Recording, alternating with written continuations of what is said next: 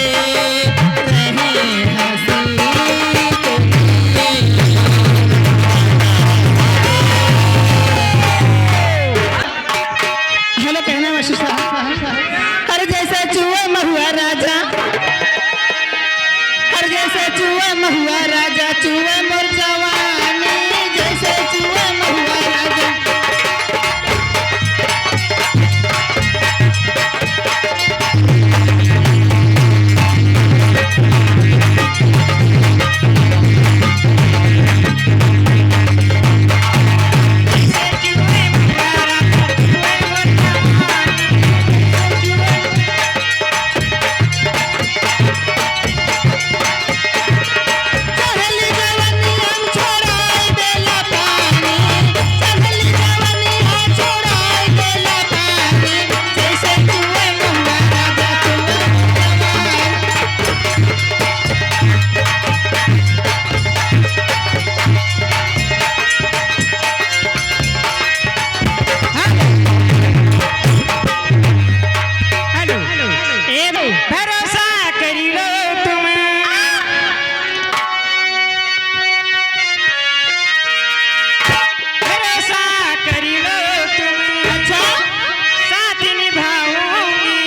अच्छा सितारों की दुनिया में हाय भैया तुमको ले जाऊंगी। कर लो मेरा एतबारी कर चांद के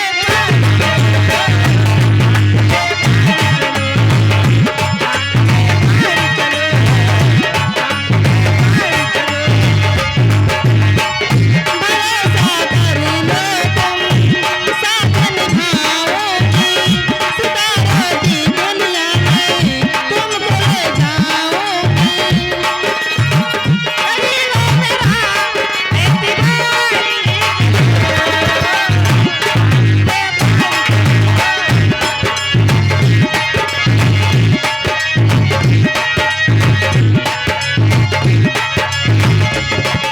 कहेगा मर्जी कोई कहेगा दीवाना।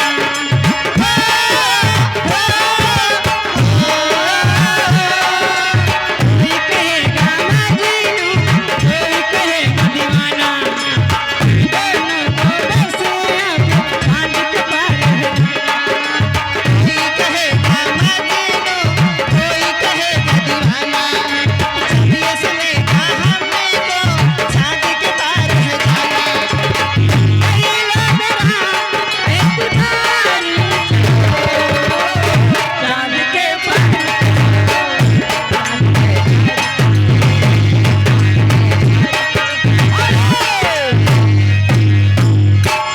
जिंदगी की राहों में इधर आ जाओ लाइन में।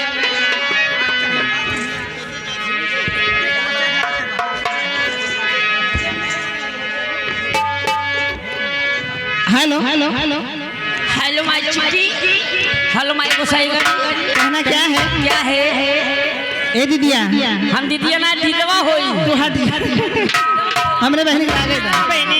कहना क्या है? तोहरे जीजा बहुत दूर है मोर जी कैसे कैसे हमसे काव काव कहा था तुझे सुन लिया। हम ना रहा बसैया अच्छा माटी के घर में पका पिटवाई दा बलम जी पका पिटवाई दा बलम जी दिल्ली सहारा में पका पिटवाई दिल्ली सहारा में पका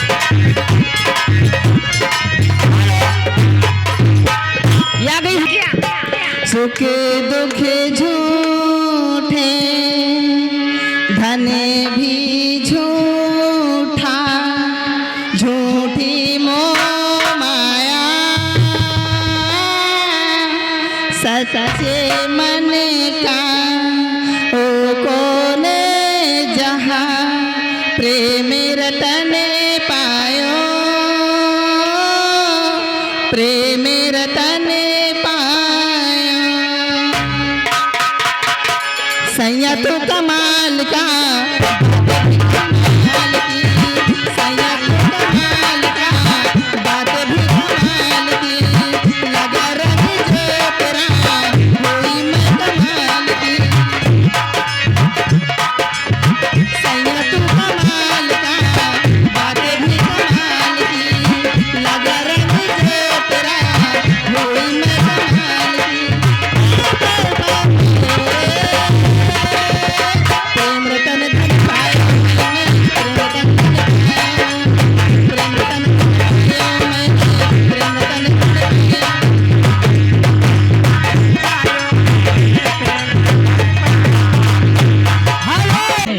क्या कहना हो अखिया लड़ल बजब से हो दिल बेकरार नइखे।